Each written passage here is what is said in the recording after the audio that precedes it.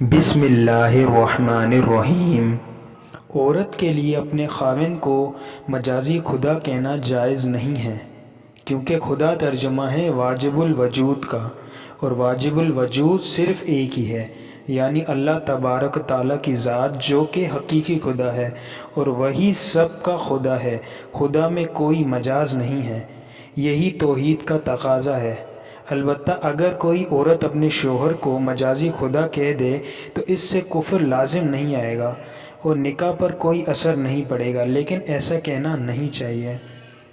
آپ کے مسائل اور ان کا حل میں حضرت مولانا یوسفی رحمۃ اللہ علیہ نے تحریر فرمایا ہے، اللہ تعالیٰ نے مرد کو عورت پر حاکم بنایا ہے، مگر نہ وہ حقیقی خدا ہے اور نہ مجازی خدا۔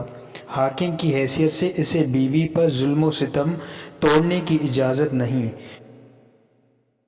نہ اس کی تحقیر و تذلیل ہی روا ہے۔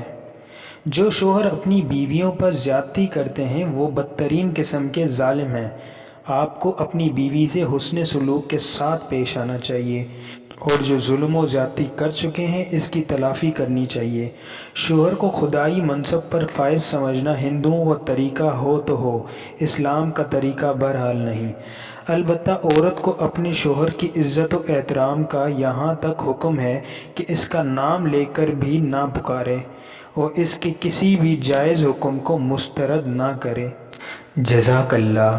ویڈیو اچھی لگی ہو تو لائک کریں، کمنٹ کریں اور شیئر کریں، اور ایسی مزید ویڈیوز کے لیے ہمارا چینل سبسکرائب کریں۔ شکریہ۔